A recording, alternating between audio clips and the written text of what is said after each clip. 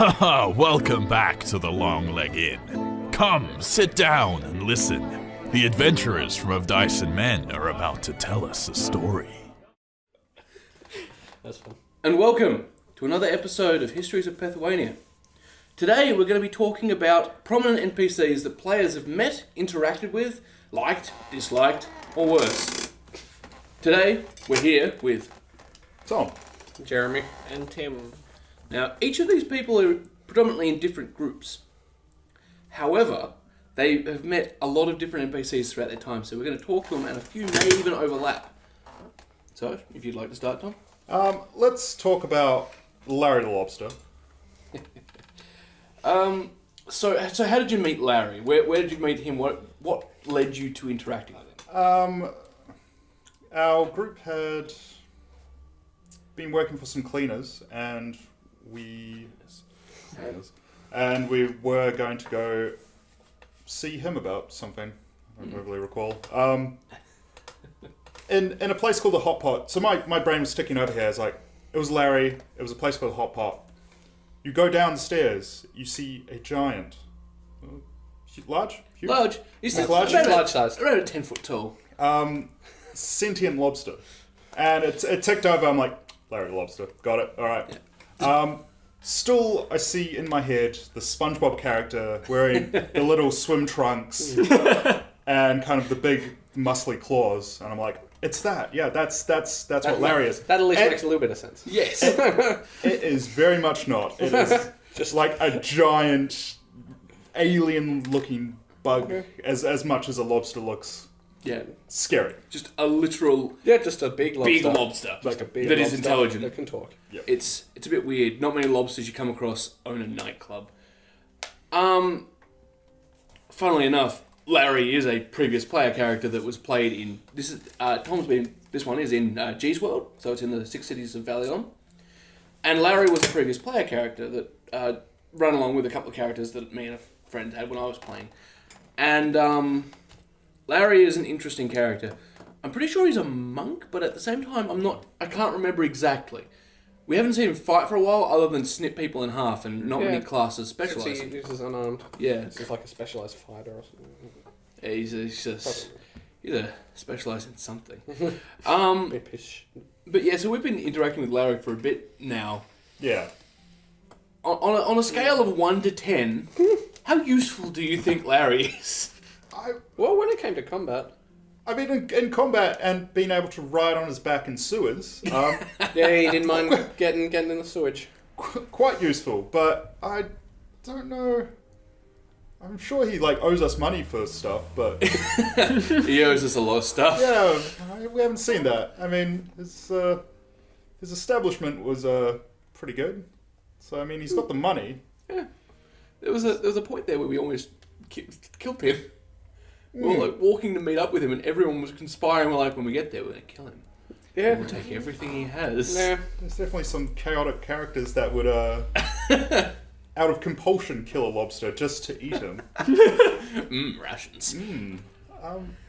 But, I mean, he's useful, as much as a lobster is. As much as a lobster can be. Yeah, so... One thing that... you know the password into Larry's back room? The VIP room? Oh, yes, that password. So, yeah, that password was derived from one of the main moments that we was working with the rest of the party when it was being played. We were in an arena, like a challenge arena, and we're going through like a tournament, and we had to win a certain number of bouts to get to the last round. And the second last round we had was I think it was an adult black dragon. Now, everyone else had a method of flying, whether it be having fly cast on them, and so they could fly up, or just having the equivalent of a jetpack, or wings. Now, Larry had none of these, but what he did have was a portable hole. And so to hide from the dragon, he slapped his portable hole down, and then tried to jump in it. But he was too big, so he couldn't get all in it, so his head stuck out of it. So he's just... We're fighting this dragon, and as it swoops down to do a breath weapon, he throws a hole on the ground, and jumps in it, and then realises his head is sticking about this far out of it. And so he's just sitting there watching the dragon as it circles him. And cops a face full of breath weapon. It was kind of hilarious. He left our party after that point. Yeah, I like how retired playable characters can become NPCs and kind of have a life of their own at that point. Yeah, it's honestly, it's probably one of the things I enjoy the most about ending a campaign.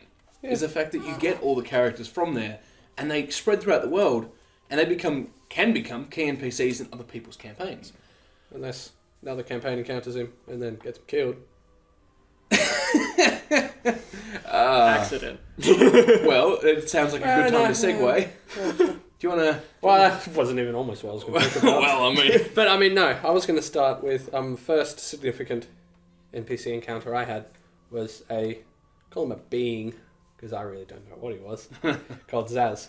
Ah, yeah, that was interesting. So, how did you meet Zaz? How did you run into him, and what was the impression you got? The last thing we'd done...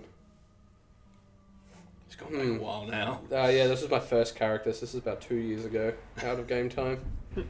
We were walking near Ferncombe or Mactar, in that area, the Ferncombe Mactar. Yeah, down near the Protectorate. Yeah, and there was some sort of hooded figure, you couldn't see his face, and just appeared, say, 200 feet away. Yeah.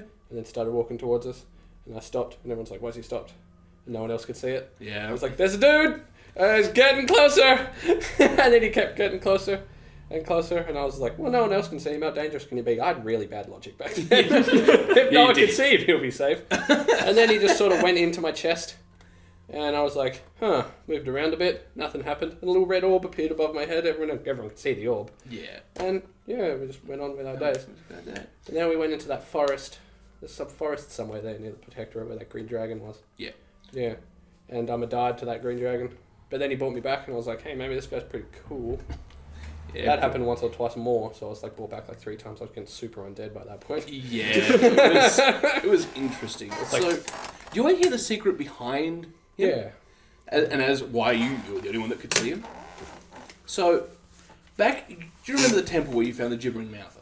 The thing that made... Yeah, because I was called something else. I had like some Scandinavian sounding name, and then I got PTSD from this gibbering mouther that almost killed me, and all I could say was Kronk, and it's Kronk Smash. Yeah, it was an interesting character development. But in that place, do you remember the lab right towards the end? That had a lot of arcane runes, books, ritual circles. Yeah, I think the boss was like a wizard thing, and that was where we had a rogue, and she just pocketed like all of the gold that we had. Yes. Yeah, no, that one I remember. Yes. So that area, that thing you fought, that was a creation from this guy. That was his old body. The downside was he had trapped himself inside of a circle. The circle that when everyone else was like, we'll walk around that, I was like, do you walk around that? And you're like, no. I walked straight through it. And I'm like, all right then. And then I got you to make a will save, and you failed it. You rolled a 3. And you're like, what happened when I failed the will save? I'm like, we'll find out later. And I found out later. Literally a month later. That was a long time. Yeah, that was good. And then we were in another tomb, which actually segues into another NPC I'd written down. But we're in like a dungeon underneath a rebel holdout or something like that. Oh, yeah. And then, because I was like 3 layers of undead by that point. Yeah. This Zaz orb thing in my head had brought me back so many times. And when I came down, Norton, who's known to quite a few different parties. Yep. And he's paladin. And he was a way more powerful paladin than I was an undead fighter. And so he's like, that dude's undead! And I'm like, uh-oh. He attacked me, and then I attacked him for a while, and then Barak or something came up and was like, stop this! And I was like, alright. Then we had to do some test for the boss of this dungeon with Norton and Barak in their group. Yeah. And then we were in the middle of the test, and they're just like, one of the test things says, one of you 3 is not like the other one. And I assumed it was the orb thing, so I told Norton about it, and he's like, I got a great idea. And so just give me a minute. He smite the orb. Oh, he just hit it. And then the orb was like, that was a bad idea. Then Zaz possessed me. But it was great because I had super wicked powers. But all I wanted to do was kill everybody. And so I killed the 2 people that were in there, which was Norton and Slalek, his old character. And then I was just like, I need to get outside. And I was like, Jerry, I want to get outside. And he's like, you wish the roof away. And I'm like, okay then. We're like level 10s. Got a little more power than usual here.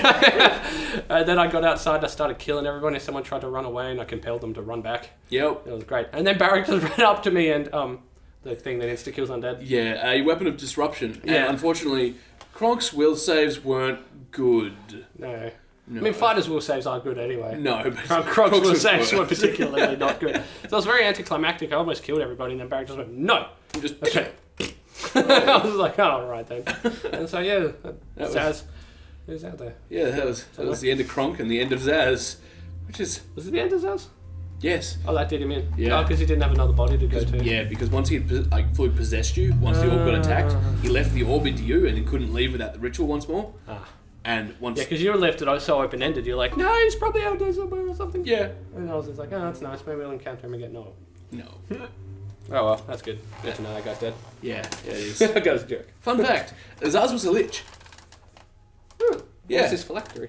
The circle. The orb, Okay. and when he absorbed into you, it basically Yeah. yeah. Cool. Well, cool. Then you became his phylactery, and that was why he didn't want you to get murderized, Yeah. for better or worse. Then my next character unleashed the Tarrascan Warmonger. Ah, But we'll talk about that later. good times. All right, so Tim, Hi. what's your first choice? Well, Been a few. yeah, quite a few. But one that was like probably the first NPC that I like latched onto was the Brewmaster.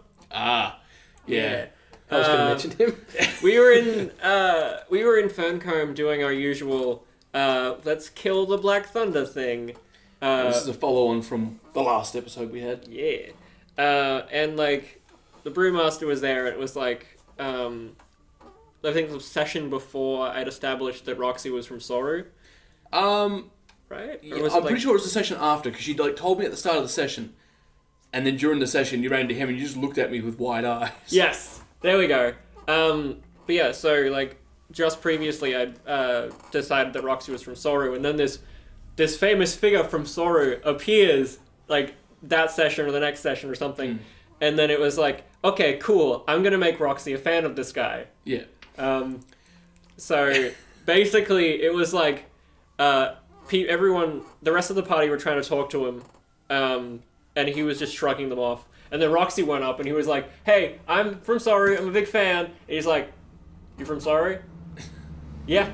And he was like, started talking to him casually and stuff, and it was like, "Yes, Yeah. good, haha, rapport." Now, for those of you that don't know, the Brewmaster was a player character at one point, and he eventually retired, and his goal was to build a city upon the ideals of capitalism. Makes He a did good so. brew. Yeah, he does. Makes a good brew. he does. He's definitely true to his name. And so he built Soru, set up trade routes, and over the course of about 200 in-game years, it became the largest trade city in Pethuania. Hey, capitalism. It does, yeah, basically. It doesn't help the fact that Brewmaster is not a nice man. He's not. He looks out for the people in Soru and Soru itself, but he will prioritize coin over most things. Coin and getting drunk. That's led to a few issues. And hookers and blackjack. Funny. The funny thing is that Roxy used to prioritize drinking and money over things, and then grew out of that as things happen. Things So, got serious. Things got serious, and you had to grow the fuck up. There we go. There's my F word. Yeah, there's the one. Everybody gets one. But yeah, like, we met him there, and then we actually went to Soru after the Telvarath thing was done, because Roxy was like, I want to go home real quick and see my dad's. So we went back to Soru. We met up with him. When did we meet up with him again? The next time was when you were trying to entreat him for help from memory. Yeah, we were trying to get him to help with A current quest objective. current quest objective. And he was not having it, I don't think. Yeah, no, you guys basically turned up and were like, hey, we need help with this thing that's totally happening. And it was like, that doesn't sound like it's happening. Do you have any evidence? You're like, no.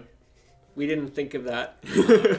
And so they turned up, they just kind of sat there for a while, tried to convince him, and he said, look, either you bring me evidence or a lot of money.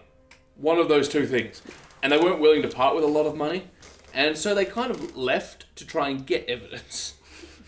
They got invited to a party by one of the brewmaster's subordinates Oh! in order to information gather and potentially get a word in when he was a little less sober.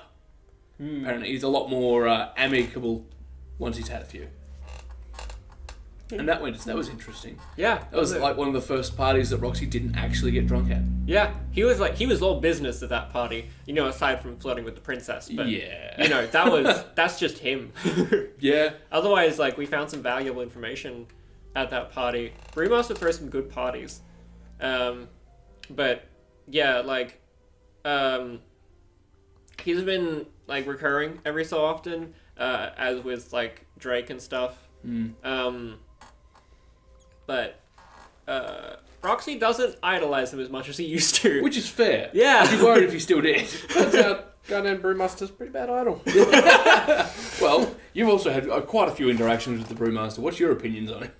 I know it was pretty cool when we were doing it because we were all about business, saving Terrelden from the undead. And I remember one of my favourite quotes that a player character's ever said is when we saved it and we got back to the Brewmaster and there was just around him were just cracks in the ground. And he just stepped down and the whole ground shook and he just had a barrel of Brewmaster brew and Hugh said, this week on These Guys Take the Big Buffs. No, he's definitely not. That made me laugh for us 5 minutes. The Brewmaster's definitely not a good guy. No. But he's not a bad guy either. No, he's a Brewmaster guy. He's a Brewmaster guy. And there was also one of the other guys from... No, he wasn't from his party. I don't even know if he's another player character. Was that subordinate that was Elf man? Yeah, it's Drake. Yeah. Yeah, no, he was cool because I got him mid bow and then I got He 10,000 hooked us up XP with and no one else got it. Yeah. And then I lost it all because I was the girl that was addicted to cards. And the cards she drew just took away 10,000 XP. And I was like, You're easy come, easy go. Yeah, the deck of many things is not something that you should play with. It's not a toy. and that's what you should play with 5 times. 5 times. Oh, I'm still surprised that you didn't get any of the really bad things. And No, it was not just really. the moment you stopped drawing, the other guy's like, I'll go for one. Oh, terrible thing. They're like, yeah, that was good.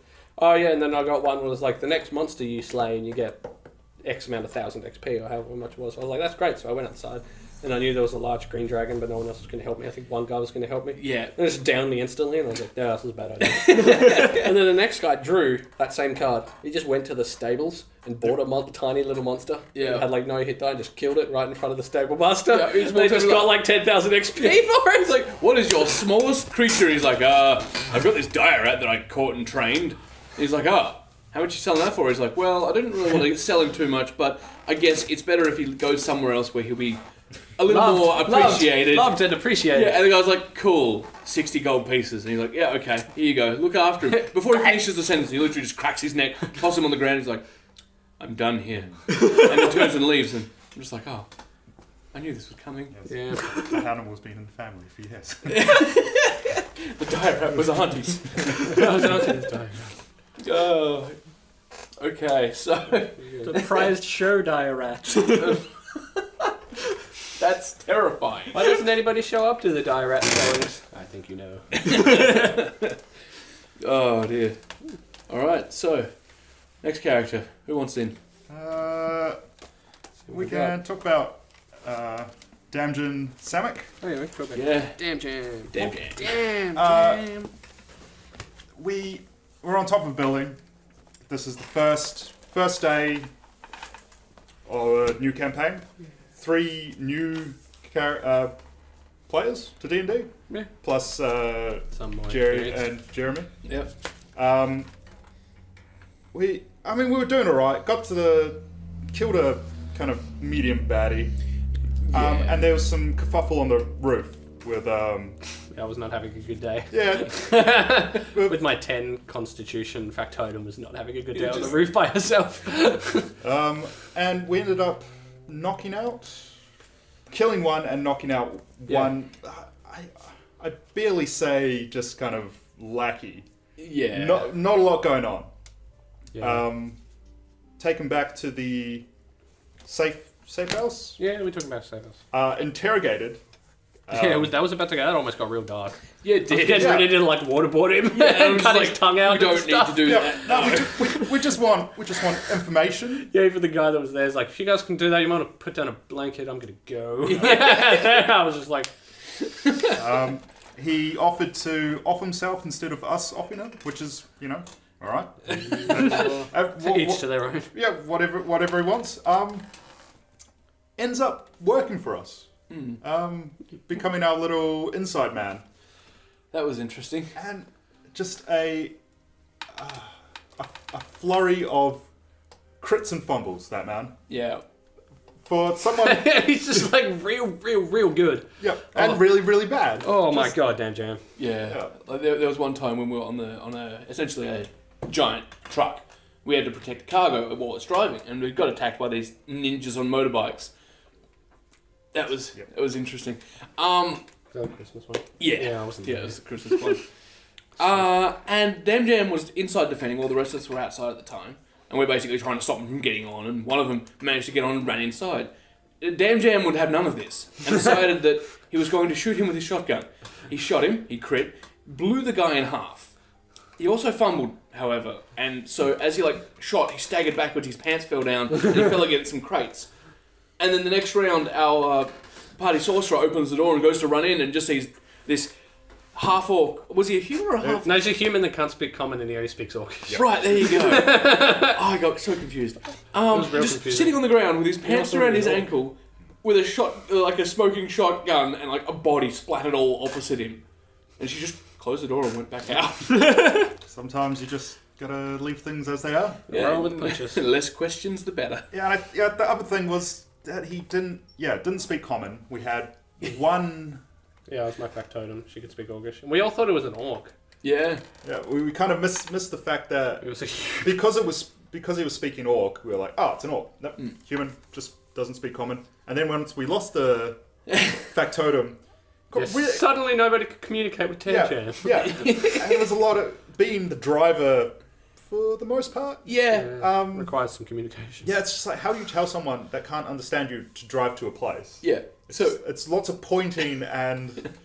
But Matt, he could use a shotgun. yeah. Damn straight. Damn jam. Also, his name technically is Damn Jam. It's Damien. Yeah, but it's Damien, Damien's- spelled like a dyslexic person or something. Yeah. It was written on the board as a D-A-M. It was Yeah. Because the J came after the M. It was Because Yeah, it was meant to be like was it J? it was meant to be like some Yeah. weird Scandinavian version of Damien. Oh well, okay. I just misread. I'm like, oh, that's an I. He just did it longer. All It right. was like Damn Jane. Yeah. It was meant to be like Damien or something. Yeah. Oh. Yeah, But, so yeah. no, we just call him Damn Jane. Damn jam. Yeah, saved us on multiple times. Eh. And probably will save us again, no doubt, if it goes that way. Unless we kill him. Unless, well, I mean, Your druid just hates him. Just hates him dead. I don't hate him. I dislike him. yeah. I mean, he's still was a bad guy. Yeah. I guess. I'm kind of concerned considering how deep the rabbit hole goes with that whole deck of cards thing. Yeah, house of especially cards? depending on what he's choose to do next. Exactly. So I'm Another concerned that story. you won't hear about that till later. But yeah, I'm concerned with if things do go further down that way, that he's actually going to have been a double agent all this time. Yeah, it definitely sounds like a G thing. Yeah. I mean, like, I mean, unless that dude was that boss guy was pretty powerful, I wouldn't be surprised if he just has Scry. I mean, he probably has Scry, but we Greatest Scry. need to make saves for that. Oh, okay. So we haven't been asked to make any random saves. I mean, Damn Jam could be waiting until we take out all his kind of competition and then Yeah, he's take like that. over. The reason he hasn't actually been critting, he's just been doing normal, but he's like level 14. He's Yeah. like, oh no, I crit. Oh, my pants have fallen down. Whoops! Look at me, I'm so incompetent. soon. I actually speak common.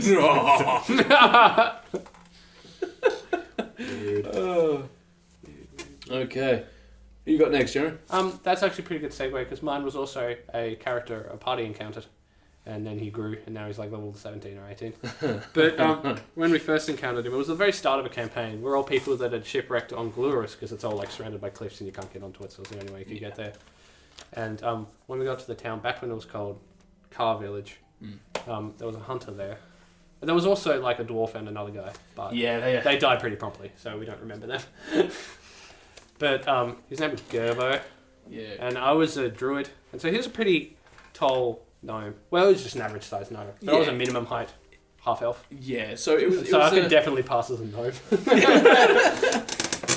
It was pretty good, and there was some other. And our first quest was all these savages that live on Galurus were around the temple. And then we found out that they worked for a wizard that has a wizard tower on Galurus. And he has a particular penchant for time-based magic. Yes. yes, he does. Chronomancy is fun. It is. But Galurus was Galurus. Gerbo was something like a level 1, just commoner class, He like was Hunter a or something level like that. 1 warrior, which is the NPC class. This is basically like a fighter for them. Doesn't have all the feats and stuff.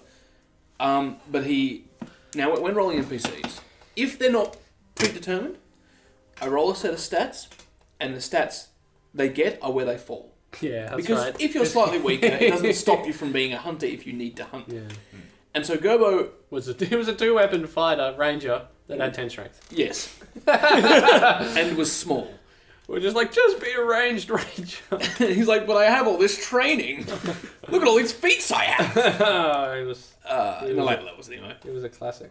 But yeah, so And he was the only one that survived the Time Manger's tower. And Yeah, after that, it we're was- like, probably got eaten by an abomination that you created. no, Yeah. but then he would have died. No. All the others. Oh yeah, that was great. Oh, okay, yeah. So Hugh had a warforged warblade at the time, Freelance. You've heard mention of him in other episodes. and Okay. I was my druid Nolan, and they were in the same party. Went back and they were level 1s, but my druid had to retire. We'll get to that later if we have time. that'll come later.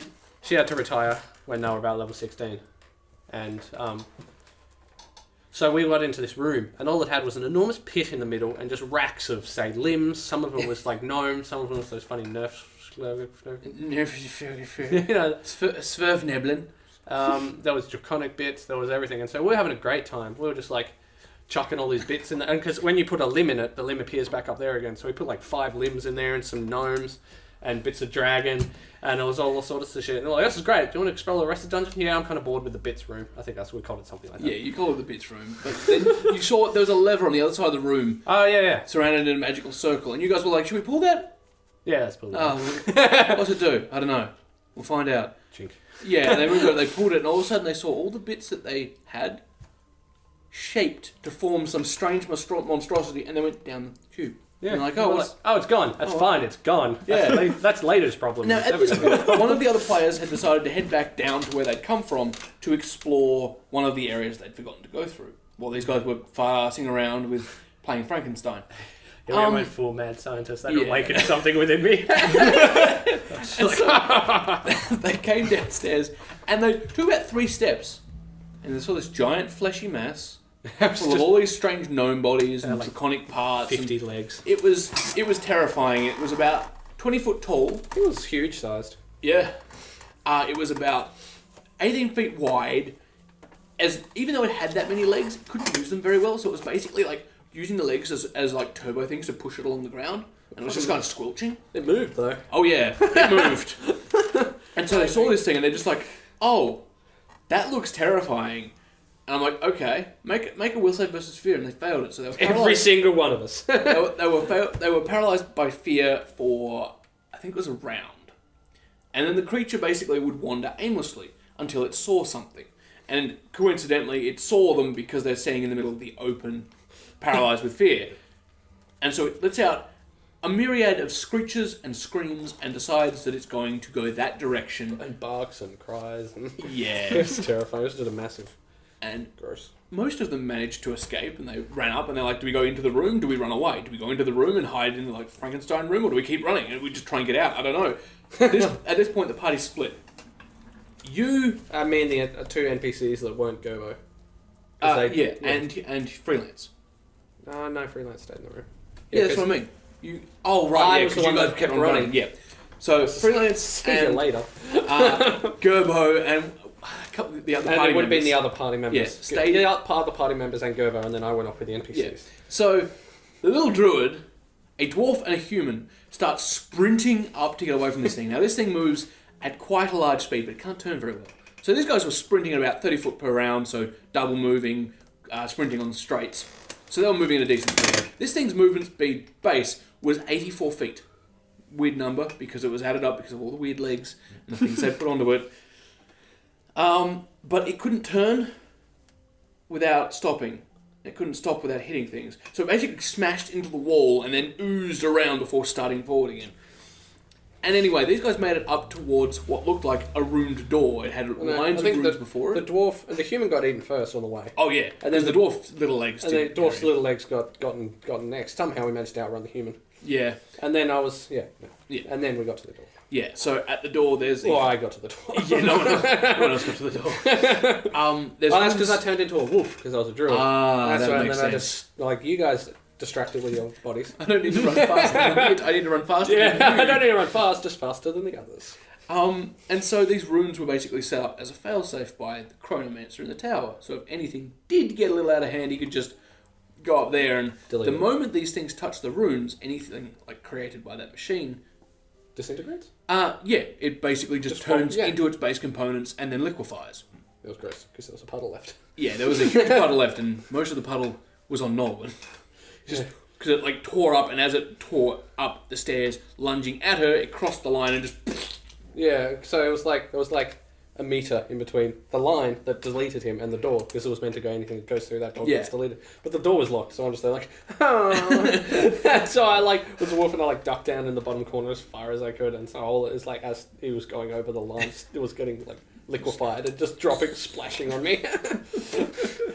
Fun times. yeah. Sounds horrifying. Yeah. Pretty bad. We had a way different experience in that tower. Oh yeah, and then we destroyed his tower, and so it was like we're never going to see that time mage again. And we didn't. So He did. Yeah. Fun fact, actually, you know the guy in the basement that had the Corella? Yeah. Yeah. You know the Elven King? Yeah. Same person. Oh, that's cool. Yeah. So, how'd he get back? Well, the tower collapsed, And he got out. and once the tower collapsed, the runes were gone. You know how you guys went down and saw him, and you're like, we need to get him out, but we Yeah. can't break through this. Yeah. You So- guys got out, the tower was collapsed, was starting to collapse. You had about an hour before the entire thing came down. Okay. Yeah, it So- didn't happen as quickly as I thought it did. No. But yeah, and then these guys ran into the same time mage fairly recently, actually. Am I allowed to talk about that? You can talk about that on this. Okay, cool. So we had to get his help for a thing. That was a bad idea for me. And basically we got there and he'd run this scenario like so many times. 384. 384 times. So he knew exactly what to say, exactly what to do. And like anytime we tried to do something, we had an idea, he was like, ooh, I have a failsafe for that because you did that before and killed me. There was one time loop where he'd managed to kill us all, but didn't kill Cass's bison, Taran. So Yeah. Taran took a shit, basically, and then the Chrono Mage was like, I'm done with this, went to walk down his stairs, slipped on the excrement, and fell down the stairs and died. Yeah. But God, that was horrifying. It was a harrowing experience. It was certainly a test of our patience. It If was- anything. It was actually really like fun to run as well. Yeah. Because I'll bet. because we've been running for so long now, there were times like I've got to the point that I can predict what some of you are about to say or what you're going to do. Yeah. And so the moment that they started to do that in character, rather than just being me, in character, the guy would tell them to stop it because if it doesn't, it won't work. He's already got this thing set up for it. And so there'd be several times where one of them, particularly Bill's player, Connor, would go to say something, and as the first word would leave his mouth, I'd finish his sentence, and he'd just look at me with this wide-eyed blank look on his face, and he's just like, oh. Two best parts about that was like, the fact that you knew what we would do, Yeah, I was gonna say, which how do you is the manage sign that? of a good DM. It's been a while. Um, There's certain patterns. but then the second best part was like all the alternate timelines he told us about. Yeah. Like we found out about Janitor Cass. We found out about Fisherman Roxy. We found out about Prince Regent Roxy. Yeah, that was interesting. Who like was a cocky shit and never took any levels in Shield Maiden and fucking died. Damn it, second one. We found out about what else did we find out about? We found out Edward was always gonna die anyway. Yeah, I feel like that kind of came in after he died. He came up with that idea. Oh, that part. Yeah, well, I was like, I was like, you can come back. You're like, no, I can't. considering how he died, I'm like, That was my it's- third character as well. Yeah. So after the one that encountered Zaz, I had a Foxfolk for like 3 sessions, and although in those 3 sessions he released the Trask and Yormonger, so it was a very productive 3 sessions. Productive. But he died to a harpy, which can bullshit. Hey, man. Yeah, no, I don't know. I was the one that perpetuated the bullshit. But, and then I was Edward for a while, and then I found out about Sonics, and I'm like, I don't want to be Edward anymore. I didn't know how psionics worked properly. We'll come to that soon. That's pretty funny. That was just an experience. Yeah. And I'm glad that Roxy never got jabbed with that truth serum that makes it keep talking, because the shit he'd say. Yeah. He would not. God, everything that had happened up until that point, there would be no stopping him. There would be no. It would just be a constant flow of words. Constant flow of murders. Murders. Words. And Constant flow of murders. Snaps. because that would have. I'm glad only Raga and Casper done that. 'Cause that would have been bad if all of us had gotten hit with that. It was. Well, that was the big thing. It was the fact it was random. So once someone got 2 of them, there was a chance that they would get have to make a save versus death on the next one. Yeah. And so it was that extra pressure of trying to balance out as to whether you wanted to risk one of the non-jab people getting it, or one of those 2 getting it again. So that was an interesting little mechanic. It was like I on one hand I didn't want Roxy to get jabbed because of the shit he'd say. Yeah. But I wanted him to get jabbed because of the shit he'd say. Oh, that was a good hour and a half. It was real fun. We all got so frustrated. By the end, we were just like, we want this over. At the same time, we didn't want it over. Yeah.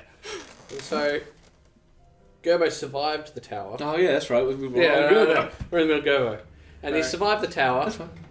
And then, no, it's cool. Because Yeah, I wanted to that's what talk this about the is. time mage anyway. we're just chatting about NPCs. But, and then he came back to the village, and he's like, I got nothing better to do, this village kind of sucks. Yeah. And so he travelled with us, and we went up to Safula, some dude teleported us there. And we went all the way from that mining town, Hillhurst, and up to the Temple of Obad High, and we went down to the Adventurers Refuge, and it was when we were in the Adventurers Refuge, I think we were fighting a blue dragon for one of the jobs. Yeah. And So this is when both... No, it was on the way to the Adventurers Refuge. We just defeated a worm or something. And then I tried putting it on Gerbo as my half-elf Gerbo. Oh, yeah, I was that's I grab his hand or something like that and hold him close, and he's like, you should roll for some stuff. And he's like, he doesn't pull away. yeah. I was like, that's always a bonus. And then we kept going for a while. And, we had to do the trials. Oh And I yeah. congratulate him for his trials with like a hug and a kiss or something like that. Yeah. I can't remember. Because he was one of Because the he was few the only that one actually that passed his trial. I was just like, I know poisons was one of the things I wrote down, and he's just like, decipher these poisons, and all I meant was that I have removed poison as my go druid spell. He's like, identify these poisons. I'm like, So how this was done was to when you join the Adventurers Refuge, they run you through a series of small tests, and these tests are basically to work out what you're capable of, what you know, what you don't know, and so that way they can know who to pair you up with if you're looking for a party, or if you have a party, what rank to give you, and what supplies you have access to. And so each of them, like, a couple of them like, I'm good at fighting, I'm fairly defensive, or I'm a good leader, or I have arcane knowledge. And one of the things that I put down was, I am good with poisons and know them well. I don't know poisons. Yeah, so they just like sat 3 things in front of them, like which poison is which one is deadly, which ones aren't, and how do you cure them? And she's just like, neutralize poison, and they're just like, no, and I'm like, I'm gonna, nope. That's interesting. Everyone had 3 different trials based on what they told them, and Gerber was the only one that did not fail. Yeah, it was great. Which was surprising, considering his... Yeah. And then we got a job to go take down a blue dragon. This was just the regular blue dragon. This wasn't even when we killed the drake. And it was flying away. We'd just been fighting it for ages, and it was flying away. None of us had fly or anything. Because, surprisingly enough, the first big dragon you guys fought here, you were told it flies. You must be prepared for this. You got there, and you're like, yes, let's fight the dragon. It's like, fuck, I'm flying and zapping you, and they're just like, oh. Anyone got a range attack? And someone's like, I have a spell. Ha! That was my only long-range spell. You come down here now, and he's like, no. Bear. Bear. But I can't remember how, but we got him down to 1 hit point. Yeah. He started flying away very weakly. Yeah. And it was like, and then just like, Gerber wants to take a shot. And this both endeared him to half the party and made the other half of the party hate him. Yeah. Because he like outdid them. Yeah. And all he just did was just nat 20 and that's what he needed because it had 2 higher ACs, a melee fighting ranger, not a range ranger. Yeah. Someone just pang, and the dragon shot. Oh. So like, the dragon is 800 feet away from him. He's using a light crossbow. The penalty is, it was close to like neg 12. Gerbo had 14 dex. His base attack was, I think, like 7 at the time. Yeah, no, we weren't very high level. Yeah, and the dragon's AC was 26. And so I'm like, you need a nat 20. You'd need like an 18 or 20 to hit normally, but rolled the it while I was staring at you. It was like, yeah, it was like nat 20. I'm like, well, damn.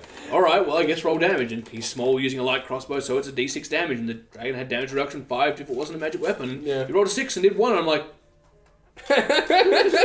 dragon dead. That was great.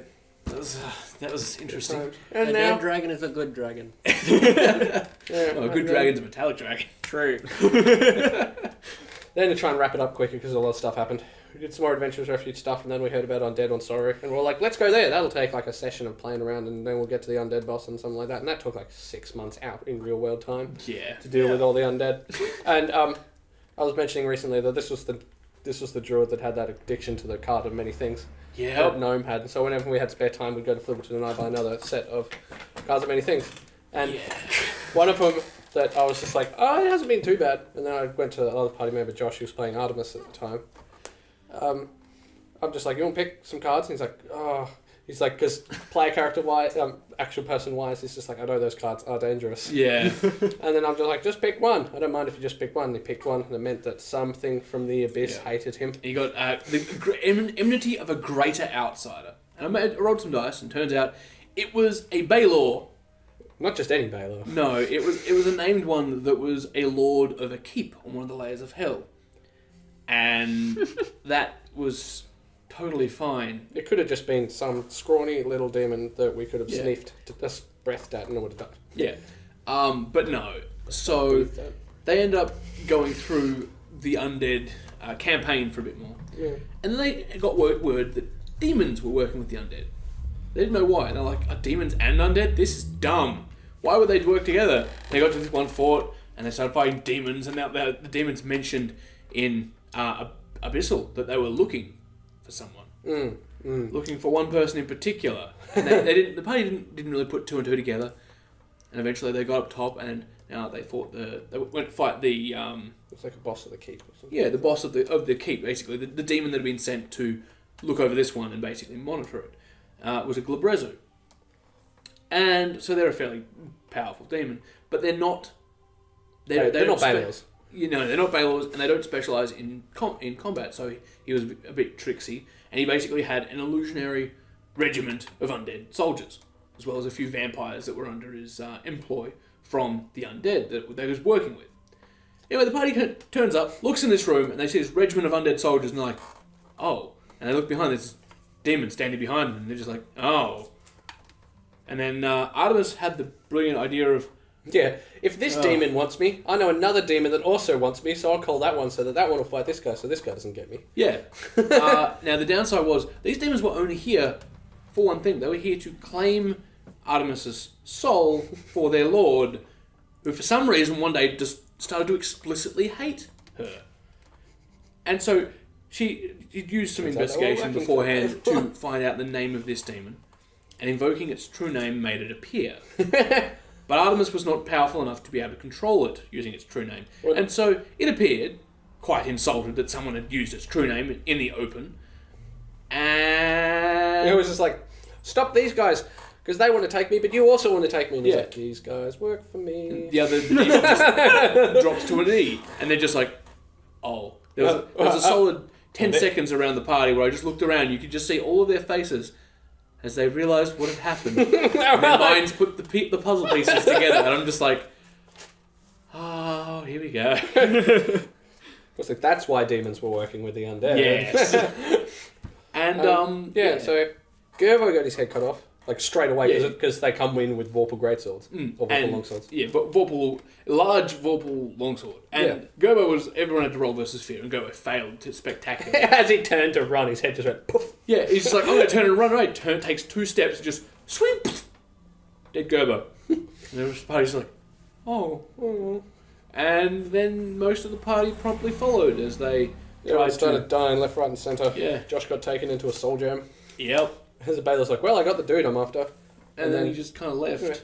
And then Hugh started running because he was a warforged, so he could Yeah. just run forever. This is where the freelance... Yeah, the infamous freelance run. running for a week. Yeah. that Solidly happened for now. a week. And Nolan was the druid that was in his Hiding backpack. in his backpack. Which That was great. interesting. That was great. I didn't need to run or anything. I Yeah, just you were napped just- the whole time. That was a surprising turn of events. Yeah.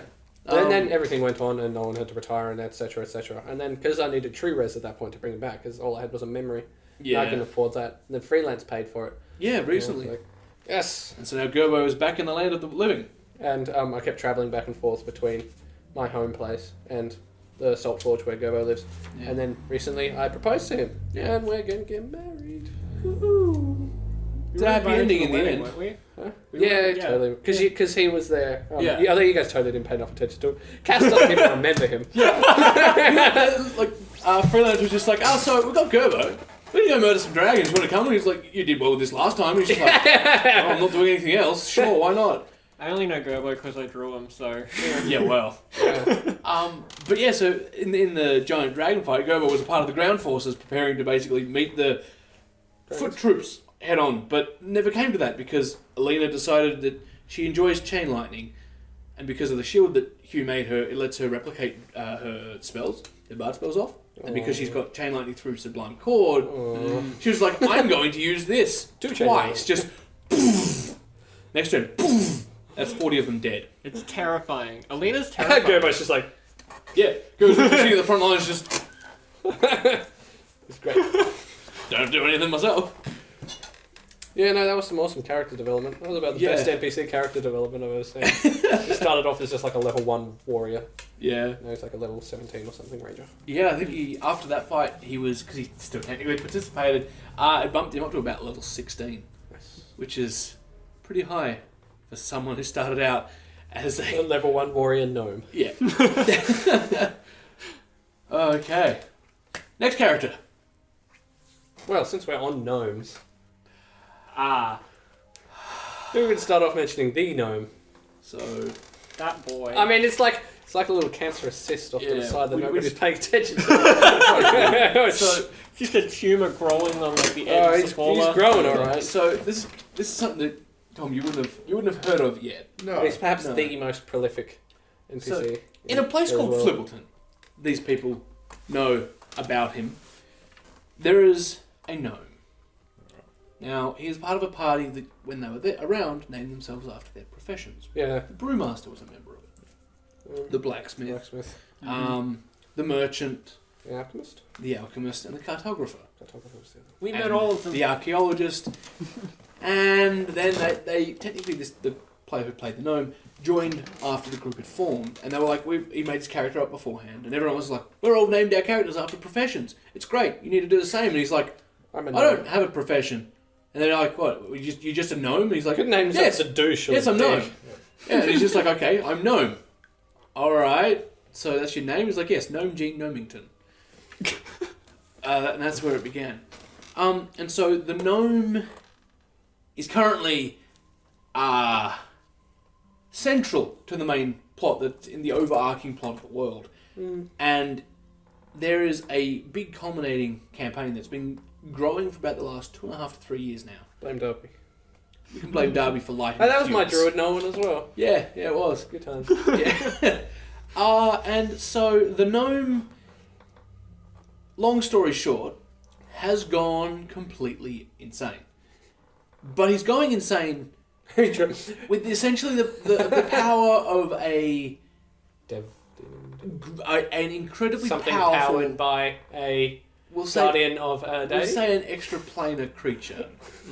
And so, to augment his already level, I think it was level 32, casting as a sorcerer. So yeah. Yeah, he was already sorcerer. pretty powerful. But now he's got essentially an extra 15 levels worth of He's on the progression. deity level. He's getting close to deity level. Yes. Thankfully, he's still technically mortal, which is good. Silver linings. Yeah. On the blood and gore cloud. And so he is more or less taken control of, like, complete control of Flippleton. Yeah. Turned everyone there against the outside world, and is threatening to utter in an era where every single plane is merged into one.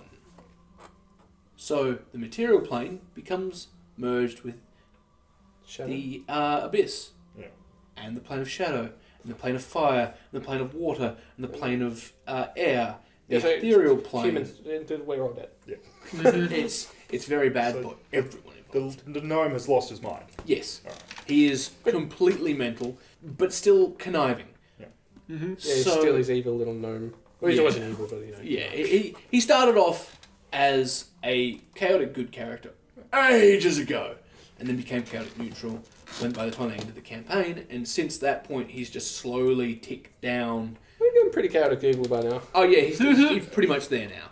Yeah. So Yeah. everyone who's played in my world has had some interaction with him. Whether they know it or not yet is, well, I don't think the Wednesday group's keyed onto a couple of things yet. That said, they haven't met him, Yeah. and they haven't ran into many rumours of him. So there's been a couple of small hints here and there, but nothing more yet. So they'll find out in time.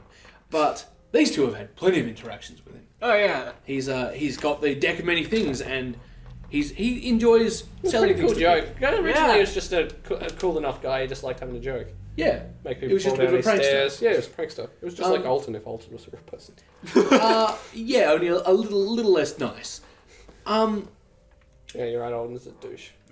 Hey, but he has the deck of many things, and he was like, I don't want to draw cards from this, but others do, and so he charges people money to draw cards from the deck of many things, and some of them spend a lot of money on drawing cards. Yeah, every time we ever got money from anything, all I had was just a.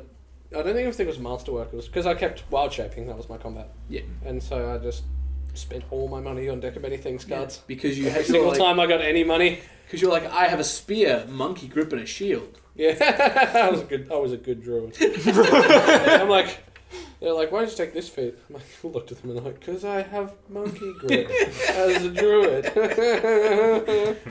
So, for those of you who aren't aware, monkey grip lets you wield a two-handed weapon in one hand, or druid, so I just turned it down and was a weapon that's one size bigger than you, with a -2 penalty, which is pretty decent.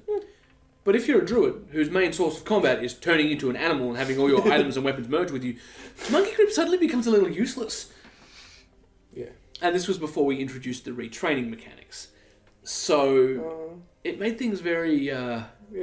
And Yeah. she was great in combat. Oh yeah, Especially that's why Jerry changed the rules so that you're not allowed to do animal growth on a druid. yeah, Because I got to being a gargantuan dire polar bear. yeah. Who we so pleasantly refer to as the HMAS Hyper Bear. Yeah, that was great. That's because you could fly. Yeah. So there were a lot of encounters that I would struggle to work out how I was going to make something that would challenge the party, but be able to deal with a 400 hit point freaking colossal bear that did gargantuan bear. No, it's gargantuan now that you stopped me from going animal growth. When it was animal growth, it was colossal. And then, because we also had Artemis who could do like 500 damage around. Yeah. And then also Hugh that could do a whole bunch of damage around. We had our highest damage characters we've ever had all in one group. Yeah. It wasn't so bad once Freelance caught up as well, but because initially when you could turn the HMOS Hyper Bear, there was... Hyper Tiger first. Hyper Tiger, yeah, well. There was... The highest damage output was you and Artemis, pretty much in tie. Then the rest of the party were down here. Yeah. And so after a while, I'm like... They were like tiny little ants. Yeah, I'm like slowly gearing them up, and I'm like, okay, eventually they'll meet the same point. And then she got to the point where it's just like, yes, now I can hit do the first hit and do about 140 damage, and the second hit will do about another 200 damage. And I'm just like, well, I guess he's on the same stage as everyone else now. Yeah, because she had to end up making enemies that if they managed to hit us, they would kill us and almost make us unrecoverable. Yeah, they would like do a lot of damage, and because so many people in the party are like, yes, what's your HP? My HP currently is 410. What about yours? My HP currently is 76. Yeah. We had this massive divided hit points. So it was a guy that was meant to down me or something like that. Yeah, and we got hit by it, it was like, yeah. One time I had a monster. I'm like, this is going to be a big monster fight. So it's probably going to be like a kaiju battle where you're going to fight that. The rest of the people are going to basically be dealing with the little things, and eventually it's going to converge in the big thing splitting off into sections of it, and then everyone fights a different section. But that didn't happen because you're like, hold on a second, I'm going to go smush these little things. And you went over and just kind of danced all the little great things. time. I was a gargantuan bear just going splat, splat. And meanwhile, the rest of the party that I was like, they should be fighting these things, and he'll go take the big thing. That's what. I'm to be just smart, over there right? like the guy from Kung Fu Panda, just having a great time. Splat, splat, splat. And the rest of the party's like, well, I guess we'll go and fight this then. I'm like, oh dear. And so I modified a few of the rolls a bit to make it not so much that it was going to be, it didn't do as much damage. So it was a bit more of a challenging fight, and that was a bit more fair for those people that weren't able to happily splat everything. Because druids, am I right? Yeah, like druids. Yeah. And then we do it. Something like, hi, I'm a colossal gargantuan. I'm a gargantuan. Polar bear. Have a lightning storm. Yeah. Like, oh no, I'm running low on health. 150 hit points. And that was for getting his animal companion. All the time. Oh yeah, all the goddamn time. That owlbear's All the time. probably still on Terrelden somewhere. Yeah, probably. I was just like, because we went all the way to Safula, and I'm like, I left my owlbear in mass! And they're all just like, you're the worst. And I was a source, I was something, because remember I had that lightning lizard for like 2 sessions? I can't remember what class gave me that, because I was arcane. And the lightning lizard. Yeah, Oh, well, I you had kept a forgetting about shocker that too. lizard. That was... Kept forgetting about that. Oh, my warlock. Yeah. Warlocks have... Walks don't normally, but I'm pretty sure I let you take the feat because Josh had one when he was a bard. Yeah, it was a bard. And you're like, can I take it with the warlock? I'm like, That bard. eh. That was funny bard. Because his monkey got controlled by something. And then it was Yeah. taking the book we needed. I'm like, we'll throw a harpoon at the monkey's head. And then it's like a nat 20 to a crit in the head, but harpoons are large and monkeys are small. What do Yeah. they? They're tiny. Yeah, tiny. And- So it's like the harpoon's bigger than its head. So it's like, it's just gone. Yeah. And he's like, what happened to my familiar? I'm like, Oh. I'm just like, yeah, don't know. Yep. Yep. Good times. Good times. Alright, so, next character. That one. We could do Nyx. Yeah. Another We can talk about Nyx. very interesting little gnome. He's only not overly deep at this point. No, he's... Only No, we only covered in like 2 sessions. 2 sessions. Yeah. A very unfortunate gnome. Incompetent. Yeah, both. It's like a level 20 that just has like 3. Well, I mean, stats. if anyone's going to be devious, I feel like it might be him. But Yeah, 'cause then I- again, Yeah. he could just be an incompetent. Remember that mildly ominous warning where they're like, one of you is going to turn against all the others? And like, he's the only one that doesn't have a mark and was never given a mark. So we're just like, suddenly I don't want to train you. So I took it upon myself. I'm like, I'm going to train him at least for like a little while before each sleep so that he'll be competent eventually. So, do you want to reveal how you ran into him? So we're in a tunnel system, Yeah. A- Done. We'll just call it a dungeon. A for dungeon? argument's sake. Let's just show a run-of-the-mill dungeon underground.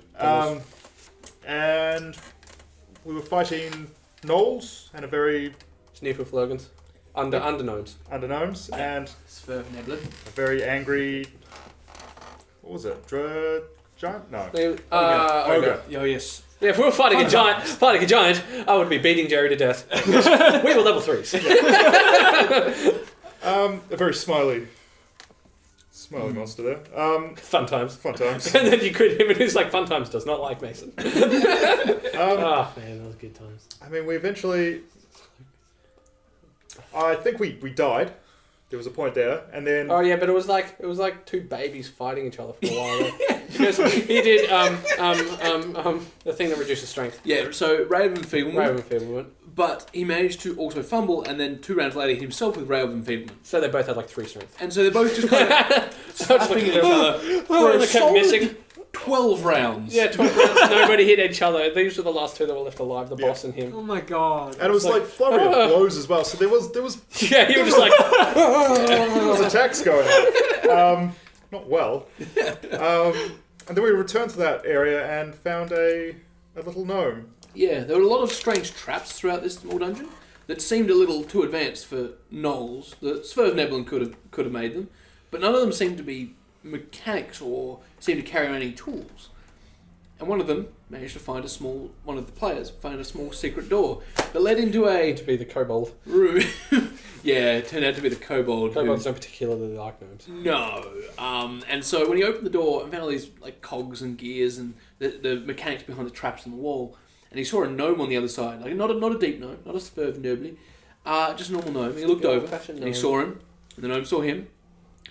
Gnome was And at this point, the kobold decided, like he was an intimidate monster, yeah, surprisingly enough. And very so he, intimidating for somebody that's 9/10 leg and is also small. yeah, and so he turned around, he gave him a glare, rolled his intimidate, and I'm like, okay, I'll roll the. Doesn't take much to Check. intimidate a slave. Yeah, no, he got a 27, and this gnome basically just kind of shivered, shook, grabbed a small bit of metal from nearby and clutched it as like Yeah. almost like a safety blanket, but it's a safety slab of metal. And at that point, I looked over at Hugh, who was playing Marigat, and I looked at him and like, "Are you going to do anything?" And he's like, I call out to the rest of the party, then I turn and leave the door and the gnome alone. And so Marigat walks out, says nothing to the gnome. He just opened the door and glared at him. And then next up, one of the party members comes in. They find out that he was basically being trapped here and forced to work on these traps and other mechanical things. And if you'd like to continue what happened. So we decided to. What was the choice? Let him go back to his home, or I was just like, what do you want to do, man? He's like, I want to go home. And I was like, well, you live all the way in Hithrock and we're in the middle of Fim. yeah. Slight distance. Yeah, so we decided to take him with us. And Yeah, he was pleased about that. yeah, he's very kind of that annoying voice in the back of your head. So like, I don't know if we want to do that. He was Rick from Morty from Rick. Yeah, Except all the worst bits of Morty. very, very cowardice. I mean, we're fighting a Trying this though. golem, Yeah. and I mean, he helped. He didn't run away. No, I mean, but everything he helped. He tried to He help. tried to help. Everything he helped broke. Yeah, he's basically a small trap maker. And so he's got all these little tiny traps and these like leather apron and pouches. And so he pulls out this one that's like a small metal box. It's got a large bolt in it. It's kind of sat up on the ground, started trying to pull the lever, but he couldn't. It's too weak. And then so one of the other party members came over and helped him pull the lever. Too weak to pull the And lever. they both together, with all their effort combined, just pulled the lever. Yeah, it was so funny because the other one was really bad strength. Yeah. The other one had. So this guy. It was like they're two of the weakest people in the party. And so they pulled the lever, and then I got the player to roll the attack roll for the device. He rolled a 1. It was a fumble. The device broke, fired the bolt out. It lodged itself in solid stone, so it would have done a decent amount of damage if it had hit. But the fumble result was unlucky spell. So we rolled a dice, and basically, because both of them technically made the attack, I just split the result in two. So they both got some unlucky unluck. Which played into the next few rolls he made. Yeah. He really was trying. I was trying his darndest. There was a wand at one point. Yeah. And I assume it went something like this, out of his pocket, and then he just threw it, and he's like... Yeah, and so the wand just flies through the air, hits the ground, and snaps in half. Yeah. And he's just like, well... But, I mean, helpful. Yeah, he's like throwing bits of metal, but he doesn't do enough damage to do any to get over the damage reduction, so he's throwing a bit of metal and just go... He miraculously hit it a couple of times, like he nat 20'd it and hit it with square in the head with a rock. And max damage does nothing. Yeah, max damage was D2 minus 2. So 1. And it's just... And then, I mean, against the swarms, we were, Oh yeah, he's like... the learning curve of using something that's not normal damage against swarms. Pretty good idea. Yeah. This little gnome pulling out torches. He's like, got a torch! I mean, if that wasn't any indication to use fire or something against the swarms, probably, yeah. And then, because the first one I was like, oh, okay, yeah, that's good. He pulled out another one, I'm like, he's got very deep pockets for, I mean, even if it's a small-sized torch. Yeah. Still about that. He's not wearing a backpack or anything. No, he's got some little gnomish pockets somewhere to hide his torches. I mean, useful. For being so unuseful. he has mildly redeemed himself. Yeah. Yeah. I mean, as intimidating as it is hanging out with a bunch of half-dragons. I mean, we don't want to eat him. I think he's... I'm a real nice half. Yeah, he's protected by at least kinda half the group, I'd say. Yeah, he tries to stay close and hide behind you. Yeah. Oh yeah, he did try and hide behind me. Find another meat. Yeah, a monk barbarian with a stupid movement speed. Oh, yeah, we're playing Gestalt rules. Yeah. Gestalt. So it's 2 classes at once. So you level up, just so you're level 3, you'll be a level 3 monk and a level 3 barbarian. But you're still only a level 3 character. Yeah, and you take all the highest numbers, so the highest saves of each class or the highest. Hit die. So they don't overlap. Yeah. I guess. That's interesting. It's very powerful. Yeah, sounds it. So he moved behind me, just kind of cowering, and then my character was like, I'm not going to be your meat shield or something like that. Yeah. Yeah. And just ran. Yeah. He's just just disappeared. He's just Later on, they gave him a weapon to defend himself. And they gave him a knife. Oh, dagger. A dagger, sorry. A That small was dagger. Yeah. And they're like, here, use this to attack things. And he's like, I feel like he has 5 strength. He's like, no, that's what Maragath the Kobold was like that found him. Yeah. He's like, here, get this backpack. I can't have a backpack, it's too heavy. Yeah, poor Maragath. 5 strength and small. That's what you doesn't. get for dumping your strength. I mean, kobolds have a neg-4 racial to it, so... It's, yeah. But yeah, so Nyx is an interesting character that will either A, continue to develop, or B, die very soon. Yeah, I mean, having a trap maker in the group, and if he's being trained, he could be useful. Or he could just, get pinged off really quick. Yeah. It's hard enough protecting ourselves sometimes against spiders and swarms and stuff like that. Especially when you run in. It's fun. I'll run and take this thing. Oh! Yeah.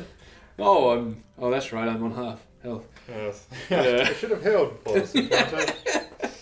I got out, though. Yeah. We've all done that at some point or another. Good times. Okay. Well, next character. Go on. God, I've been thinking this whole time and haven't thought of any. That's alright, I got another one if you want to think some more. Okay. Cool. Alright, so for a while, we pitched the idea to Jerry back when it was just our group that was playing, that we wanted to do overpowered characters.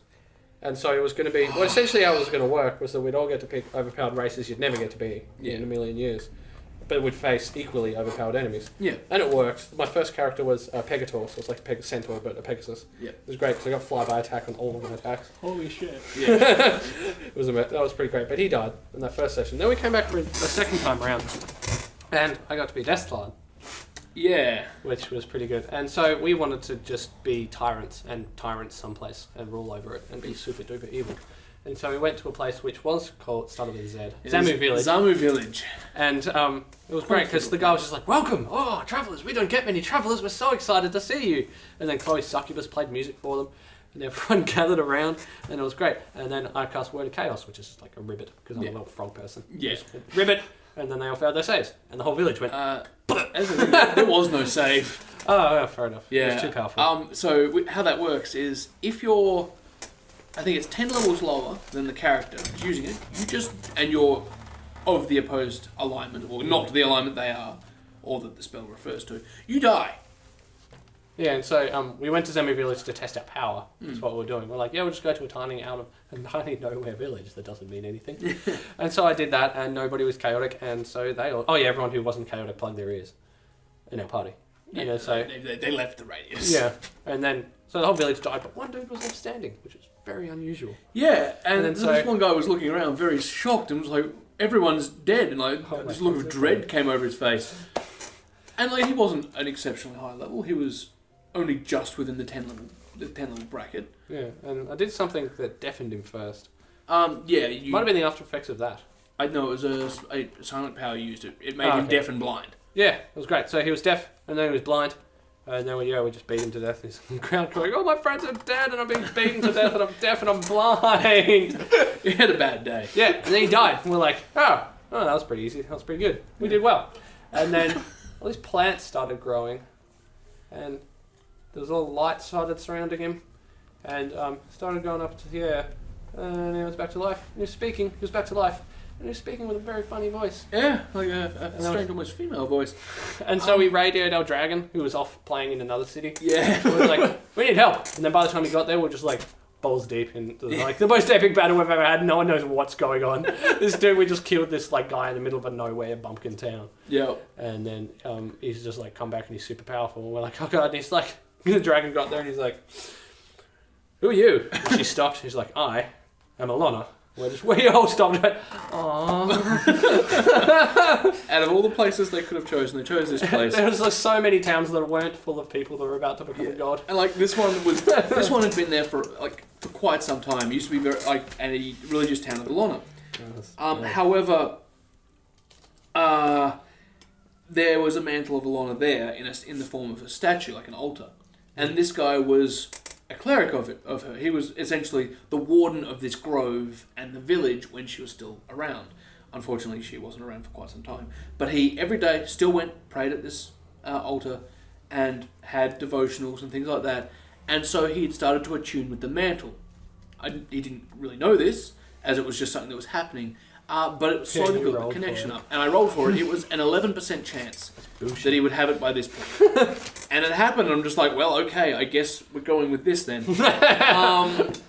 And it completely changed what would have just been a helpless village completely slaughtered to a helpless village slaughtered -1. One. Yeah. Yeah. Yeah. And then, my next character was the druid, because she was from that village. Yeah. And she came back to the village and goes, everybody's dead. And this woman's like, hi, I'm Alana. And I'm just like, you what? Hey, you what? You made your own character's tragic backstory. I did. It's fucking hilarious. I'm like, Jerry, this is going to be it. You're like, that's hilarious. Yeah, and so now my druid is the guardian of Alana's Grove, which was Zamu Village. Yeah. That's cool. Zamu Village has featured a lot in these things, surprisingly. Yeah. Alright. You thought of something? No. It's distracting. Well, Maybe you got the most prominent out of all of your DMing, the most prominent or the absolute NPC we haven't met yet. that you three haven't met So none of us have met. would probably be the archaeologist, to be honest. Damn, I thought we had met him. No. Now, several people over here have already heard about him and what he was. And he was a key point in the big Korath campaign arc. Oh yeah. Because he was essentially working with and guiding the party through non-direct means into doing what needed to be done, which was releasing the Ancients at the time. Now, the archaeologist was a member of the same party as the blacksmith and everything. The difference was he technically took up the mantle of Pelor. So, Pelor had died a long time ago. Then this party was around. They did some events that inadvertently led to Pelor not being a thing anymore. Yeah. And he died. And they felt very bad about it. Died. Now this guy was chaotic neutral, but he had a habit of owning up to all the mistakes that hurt innocents. Yeah. So he didn't want innocent people suffering, and he was like, look, I did a bad, so I'm going to try and fix the bad. And so he went over and he touched this item, and he's like, look, I'm going to take this, I'm going to use the power to fix what I screwed up. Took it, didn't realise exactly what it was, and over the next 20 years of in-game time of using it to fix all of his mistakes, he slowly attuned to it and became basically Pelor. And so Pelor's realm began existing again, and people who worship Pelor would go to his realm when they died. Oh, cool. So it was a good thing to come out of it. He himself did not like going there because it meant that he was just around a bunch of boring people that had no sense of humour and would do nothing but praise him all day. He's like, I don't want that. I just want to play cards. He didn't know how to play cards. It was a big point of his character. So Go Fish was literally just, what do you have in your hand? Do you have one of these? Yes. Ha ha! I win. Or they'd put down a card. They'd put down another card. They'd play like Snap, but instead of snapping the cards down, they just put down their entire hand. They'd be like 1, 2, 3, 4, 5, 6, 7, 8, 9. I win. There'd be like 4 people sitting around a table playing that. You can ask G about that for more information if you want about cards. But so he would live on the material plane and work around. He still lived in Flibbleton. There's a little hut there where he used to live. That was extra. He basically made a demi-plane within a hut as his safe haven, a place he could go where people couldn't bother him if he didn't want them to. However, over a long period of time, he ended up causing a lot of issues. And in learning what powers he had and what role he'd taken up, he's like, well, I guess I got to kind of do some stuff to help make it actually be what it should be. So he ended up changing quite a bit. But in the end, in assisting the party during the Korath arc, he was killed by Murs. Oh, that's unfortunate. Yeah, Murs is a wanker. But he basically appeared, saved the party as they released Murs, and Murs turned on them. And then delayed Murs while they escaped. And once they got back to Flibbleton, they basically, the blacksmith basically took over his position and with his giant metal arms tried to read the books that the archaeologist had on what they had to do. And that was interesting. But yeah, so he was probably one of the most prominent NPCs that's existed for quite some time. He's not around anymore though. Funnily enough, there's Pamela. But yeah, so that was an interesting chain of events. Oh, why don't you talk about Archie? Oh, Archie! So, anyone who's seen the Histories of Pethuania episode where we talked about Telvarath and all that. Last episode, you'd have heard about Archie, who was initially a chest that we came across on the side of the road. Mimic. A mimic. That was like... first thing we saw him do was eat a dwarf right in front of us. We were turned around for it, but we turned back like as he was finishing. It was horrifying. But we'd already seen our fair few things by then. Yeah. So it wasn't a huge thing that bothered us very much. But at the same time, it was a chest with teeth eating things. It was bad. So basically, we traveled with him for a while as a mimic, and then we gave him a cookie that we got from Santa Claus. So I run these events around certain holidays or days like Halloween, Christmas, etc.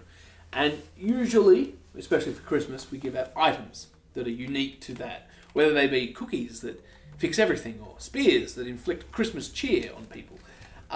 Christmas cheer functions exactly like confusion. So when your friend turns around with a joyous grin on their face and cuts you in twain, in Christmas cheer, then you can blame that. But it's always memorable, at least, because of the scenarios. But yeah, and sometimes people come away with these stories of giving cookies to mimics and curing everything, which makes me realise that all that plot that I wrote out for a side quest isn't really a thing they need to do anymore. Yeah, no, that was going to be the start of a little side quest that we'd have to go on to break his curse and all that. Yeah. But no, we just solved it with a cookie. Yeah. There we go. It's like solving a session in one session that's going to last like 3 sessions. It was when we were doing the undead, Yeah. and we went to mass, and we're in mass, and it's like, well, it's obviously nudging us in this direction. It's like Josh thought for a second, and he's like, well, bad guys, they'll have their lair at the tallest point so they can look out over all their stuff. He's like, what's the tallest building in the city, Jerry? Like, that'd be the lighthouse. And we're like, gonna go to the lighthouse. Yep, boss was up the top of the lighthouse. It's like, bang! The entire... Yeah. Freaking, All those thousands of undead that inhabited the city we would have had to fuck around with, and then they just all dropped dead because we killed them straight away. That would be like 3 sessions solved in half a session. Yep. That guy was an idiot. But Yes, he was. Yeah, so we cured Archie of his thing. We found out that he was a noble from Lorasic. And then we told him that Lorasic didn't exist anymore. Sorry. And then he went around with us for a while. He was a bit of a racist. Yeah. Privileged rich boy. It's like, Privileged rich boy.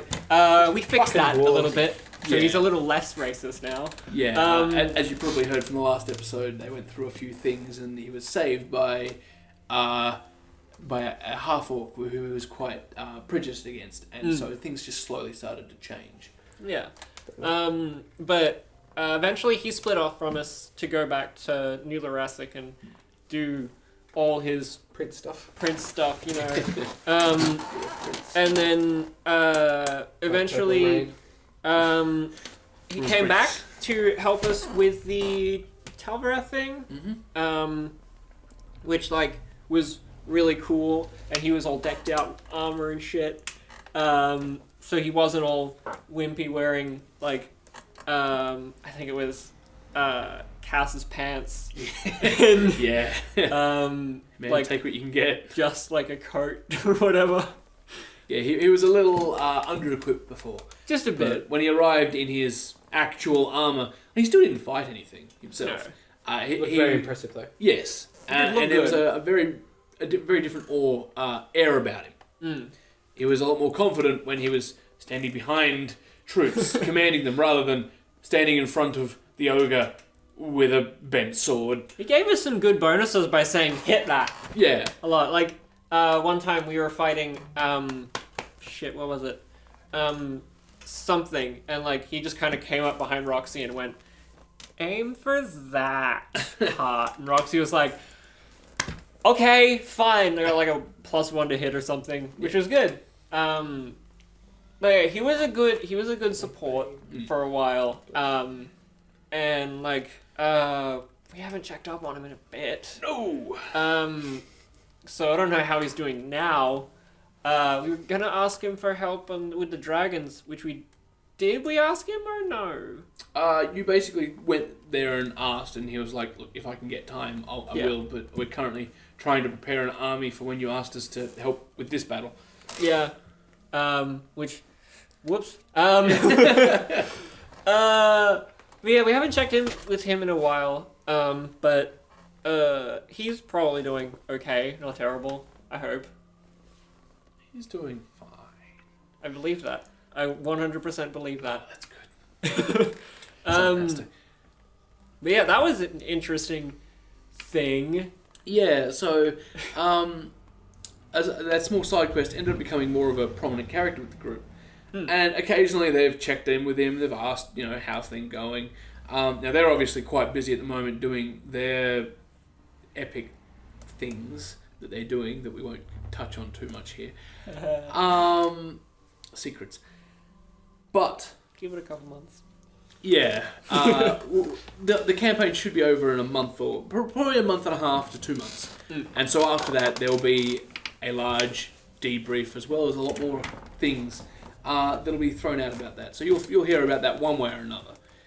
But yeah, so all this kind of stemmed from a random character that they met for a side quest that I had planned. There was an optional. They didn't have to do it. They could have just walked away. They could have killed him. We wanted to kill him. We've all done Yeah. it. For the most part, we Yeah. wanted to kill him. Yeah, I was... Honestly, when the conversation first started with, what's that thing? Why is it eating someone? And then Lilza wanting to eat it. Lilza wanted to eat a lot of things. Yeah, that was... It's a terrifying little gnome. Yeah. Gnomes, again. Yeah. I'm gonna play a gnome, and it's gonna be the worst thing for you. Oh, thanks, buddy. What about being a gnome giant slayer sometime? Yeah, I mean, that's kind of Because they have racial bonuses. It's literally a prestige class. Yeah. They have racial bonuses against giants. Everybody fucking hates giants.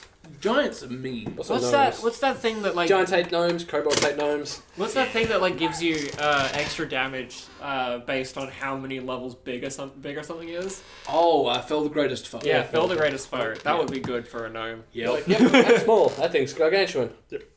46 damage on every hit. You take a vicious weapon, you take like... I don't like a vicious weapon. Vicious weapon's great. I was the only frontliner, and I was taking all of the damage and also hurting myself with my own weapon. It's like, yes, I hit 3 times. No, I hit 3 times! Oh, ow! Ow! Yeah, that was fun. Good times. Yeah, I'm gonna play a gnome, and it's gonna be awful. Thanks, man. You're welcome. Alright, well, we've probably got enough time for one more. So who wants to do the last one? Or, if you can't think of anything, you can ask me a specific question and I'll answer with an NPC.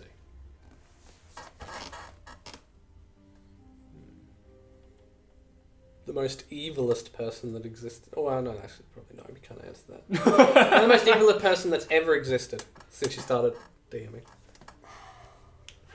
Evil? Evilest. That's an NPC or a player? If it was a player that became an NPC, that's alright. Alright, okay. So, you all know about Kronos. Yes. The city. In Droic yes. Yeah. The capital of, well, the self-proclaimed capital of Droic. Okay. So, Kronos was started, funnily enough, by someone who called himself, I think it was Zonos initially, with an X. It was basically just Kronos, but with an X rather than a K. It was weird. But I'm not one to judge. It's on the nose. Yeah. But there was a lovely thing that character did. So he started off as chaotic neutral. Now this campaign only went until about they were level 18. So no epic levels. They got to level 18 and then kind of just retired. But, so he decided that he was going to build his own city. Which is fair. Well, the Brewmaster did. Yeah. The difference being, he wanted to build it not on capitalism, not on altruism, anything like that. He decided he wanted to build it on the blood and bones of his enemies. And so he literally did that. He ended up going around the world, picking fights and insulting people to create more enemies, so he had more enemies to build on. And whenever he wanted to expand his land, he'd go and make enemies with some other family, kill them all, and then use them to base his buildings from. Built out of bones. No, built out of actual thing, but all of the foundations are literally built on bones. That's scary. Now, the worst thing with this was the fact that That's pretty evil. Pretty evil. he didn't only do this for just random people. He would go into a town and he would find the nicest people he could find, the most charitable. Sometimes he even used disguise self, walk in there, look like a beggar, go around asking people. And if someone gave him more than a copper piece, he would then, or invited them to their home, he would then proceed to turn them inside out while they were still alive, before killing them, and then taking them back and using them to build. Yeah, that's way more evil than neutral. Yeah. And so he pretty quickly went from neutral to evil. But when his character finally made the transition to chaotic evil, I was talking to the player, and I was like, so what do you actually want to do with this? You're just building it for the sake of saying that you built your city on the bodies of your enemies? And he's like, no, I want to make the biggest undead abomination you've ever seen. And so, after about 1,000 in-game years, this guy was still alive, he became a lich. He proceeded to, when one of the parties was going through near Kronos, funnily enough, this was when the archaeologist party, back when they were about level 21, and they went through, and they were going through, they heard of the histories of this guy's misdeeds, and they're like, we're going to go ruin him, because he's probably got a lot of treasure stashed away in that. And lo and behold, as they got there, the guy decided that he didn't want to die, and that he was going to unveil his plan a little earlier than intended. Wasn't quite as polished as he wanted it to be. But he raised the city. All the bones that are under the city. Yeah, He every raised them single up. body under the city rose as one giant abomination. And it ended up being a colossal... Colossal plus? It stood around about 80 feet tall. It was about 40 feet wide There's no and word for about that big. 120 foot long. And it basically stood up, and the sections of the city was designed in sections. Yeah, so it could... So as it stood up, the city actually formed its armor. All the citizens in that living in the city just kind of fell off as the thing stood up and started like swinging around and stuff. That's And, really big. yeah, it's really big. God, terrifying. But the biggest thing that was yet to be unveiled was the fact that there was a large monument at the front of the main gate, like just outside it. And it was fairly poignant in the features. It's not there anymore. But this creature, as it stood up, would draw this monument out of the ground. And as it did, it looked almost like the hilt of a sword. And then the guy, essentially commanding it, would use his magics to bind the souls of every single person he'd killed under there to form a soul blade, which he then used to try and kill the party. Holy shit.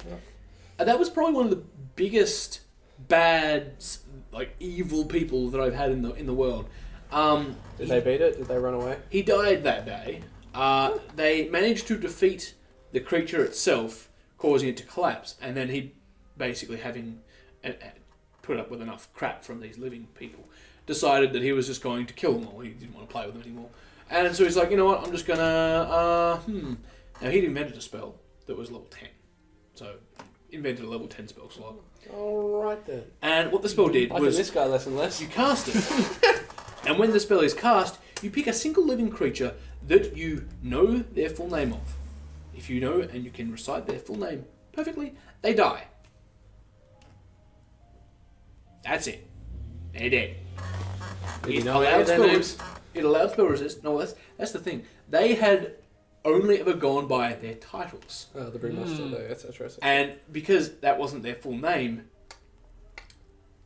it was like, I'm going to use this, and I call out the blacksmith. And he's just like, nothing. I'm just like, nothing happens. He's like, what? Nothing happens. And he looks over, and the blacksmith player just sits there with this smug grin on his face.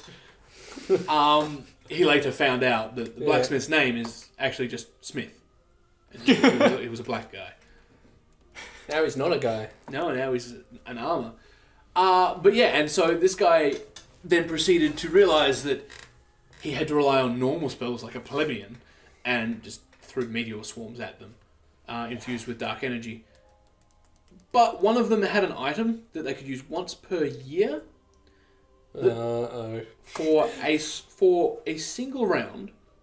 It would affect him and every single creature he knew and cared about or wanted to protect, and it would make them not only immune to all effects for that one round, but it would also reflect every single point of damage they took back at the ones trying to harm them. And so all of a sudden, when this guy twinned a negative energy infused meteor swarm on the party, so that's unfortunate. 8 meteors, each one doing 2d6 bludgeoning, 4d6 fire, and 4d6 negative energy damage.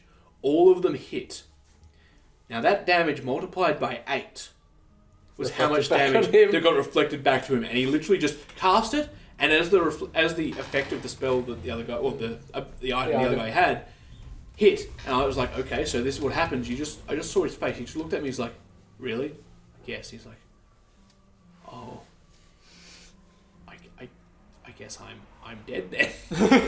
And I'm just like, yeah, and because this guy's phylactery was his city, which he'd proceeded to then destroy. leave below because it had been basically like the creature had been toppled, but the city was still reasonably okay. Yeah. And then the party were like, because he revealed that, he was like, you'll never defeat me, my phylactery is bigger than you. And they're like, well, that can only really be the city at this stage.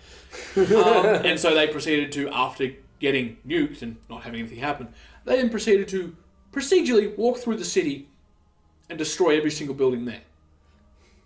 And then they rebuilt it. And they were like, okay, he's dead, he's gone, we will rebuild this and we'll make it a good city. And then after a while, some of the scum and villainy started to return. They're just like, we can't be bothered dealing with this, and they just left. And now it got back to where it is. But yeah, that's probably the biggest bad, like evil That was a big bad. that we've had. That's a real big bad. Yeah, that was interesting. Well, I think we'll call it now. Yeah. Thanks again for coming along, you guys. So, And we will catch you next time with Histories of Pethuania. If there's something you want to see, hear, talk about, comment below, or even just message on the Facebook page, and we'll get around to it as soon as we can. Bye!